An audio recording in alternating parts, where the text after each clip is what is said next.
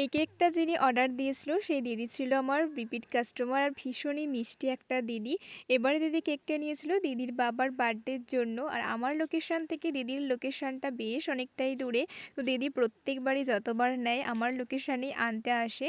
তো যাই হোক দিদি আমাকে একটা ছবি পাঠিয়েছিল, বলেছিল ওরকম করে দেওয়ার জন্য, সেরকমটাই করার চেষ্টা করেছি। তবে ক্লায়েন্ট যদি ছবি পাঠিয়ে দেয় তখন আমার উপর থেকে চাপটা একটু কমে যায় যে কী ডিজাইন করব সেটা আর ভাবতে হয় না।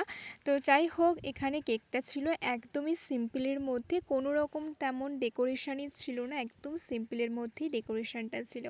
সব কিছু ঠিকঠাক হলেও লেখার সময় হলেই যেন পুরো হাতটা কাঁপতে থাকে যে ঠিকঠাক লেখাটা হবে কিনা। লেখাটা যদি একটু খারাপ হয়ে যায় তখন ডেকোরেশনটাই দেখতে একদমই ভালো লাগে না। যাই হোক লেখাটা আমি মোটামুটি লিখে দিয়েছিলাম। এই ছিল কেকটার ফাইনাল লুক, কেমন লাগলো জানিও। তার সাথে সেদিন একটা গ্লাস কেকেরও অর্ডার ছিল। এই গ্লাস কেকটা নিয়েছিল আমার একটা ফ্রেন্ডস ওর বোনের জন্য। ও আগের দিন একটা আমার কাছ থেকে কেক নিয়েছিল আর সেদিনও বলেছিল একটা গ্লাস কেক করে দেওয়ার জন্য যদি একটা পসিবল হয়। যেহেতু সেদিন আর হয়নি তাই পরের দিন ওকে এই গ্লাস কেকটা বানিয়ে দিয়েছিলাম।